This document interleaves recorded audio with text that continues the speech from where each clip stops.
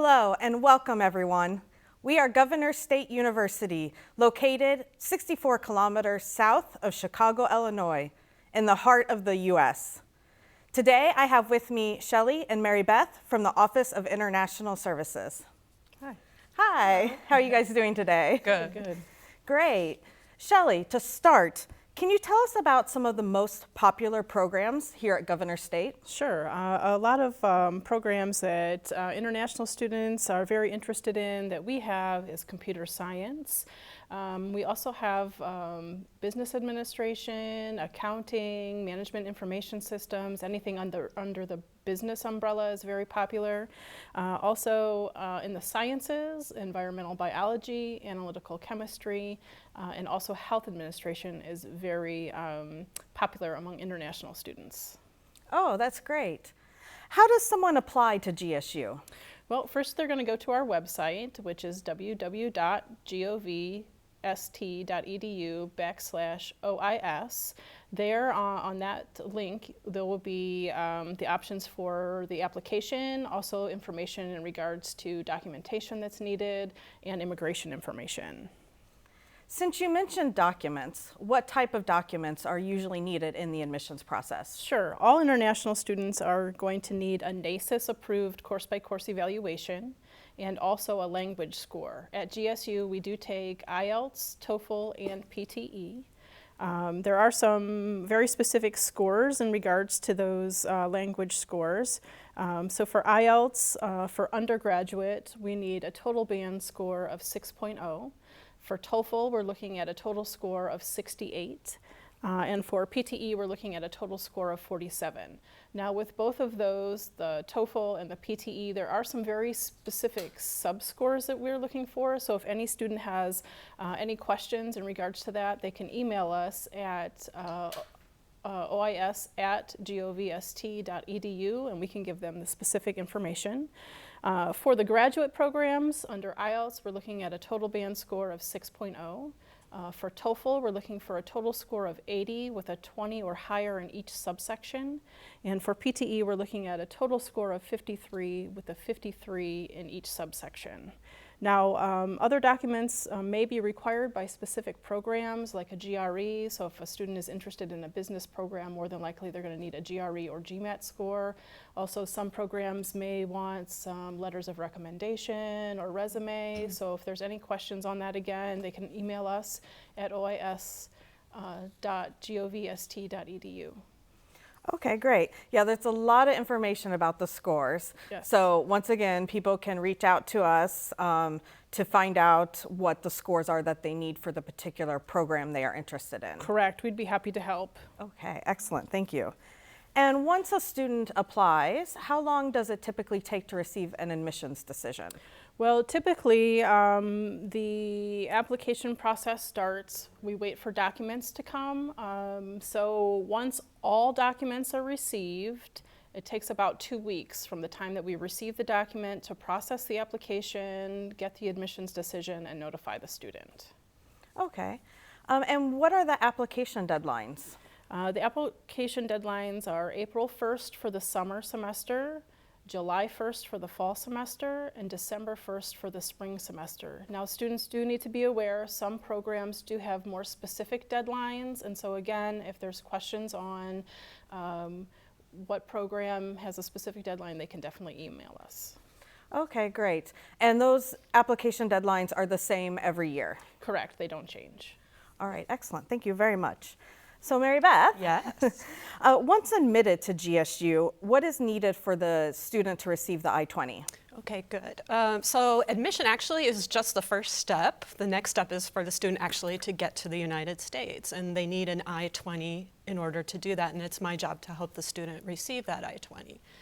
In order to be able to issue an I-20 for a student to get their visa to enter the United States, we need 2 additional documents that aren't part of the admissions process. Okay, so the first document is a copy of the student's passport, and that should be valid at least 6 months into the future.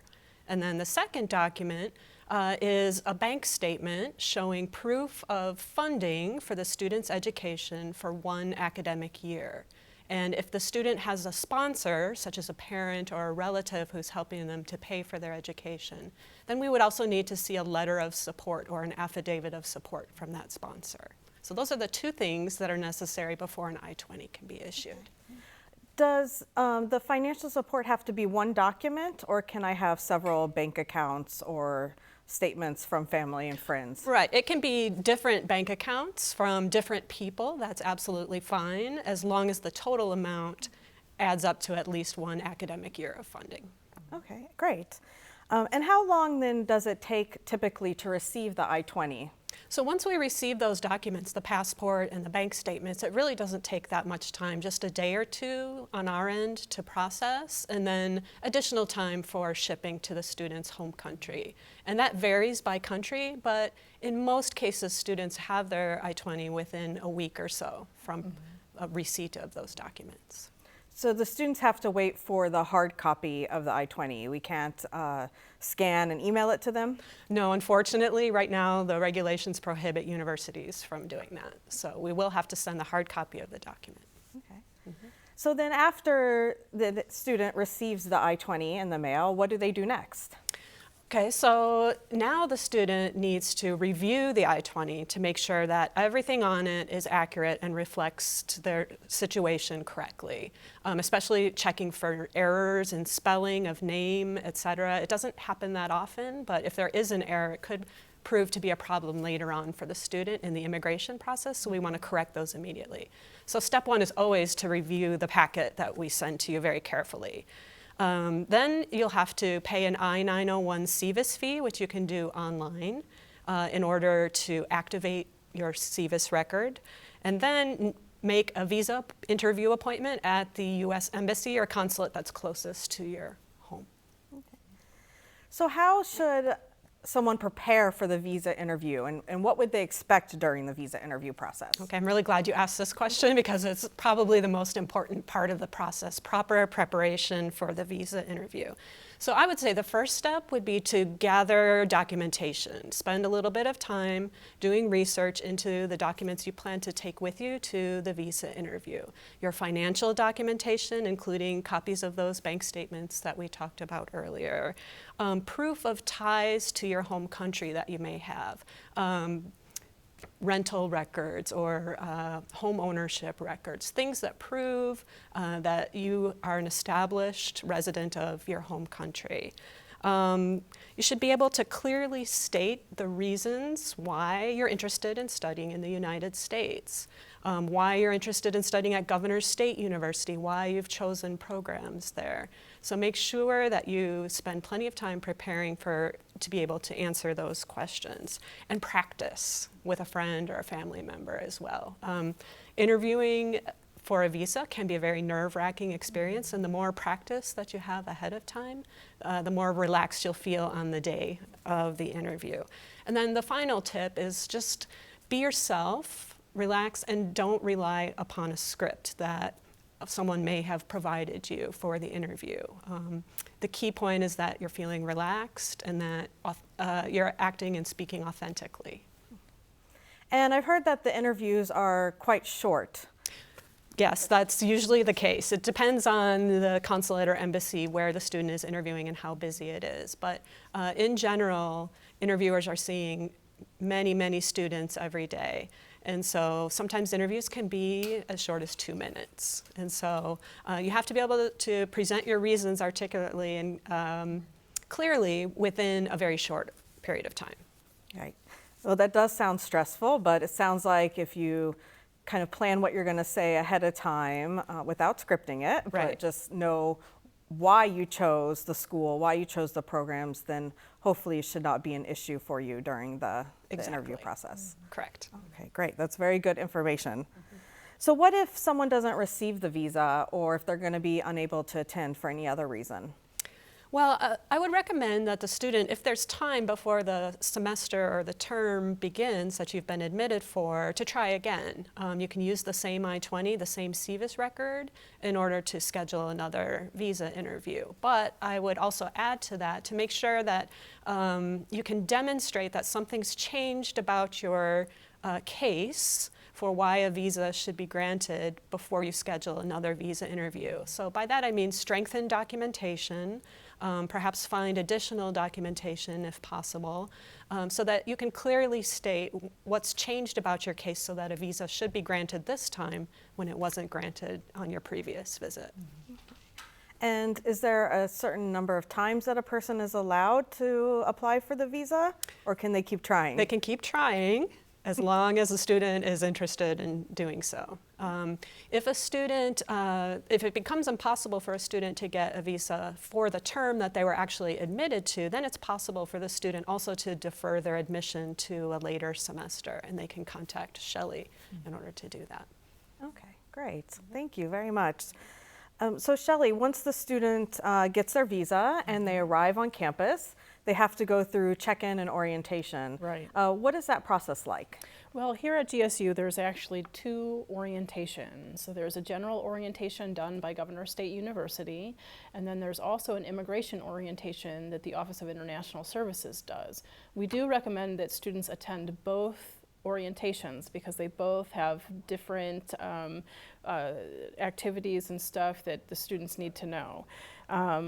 With the general orientation, you'll get to know more about GSU and the processes. But with the immigration orientation, we talk about how to maintain your visa status while you're here. We also talk about culture shock and things you need to know to kind of get to know living in the US.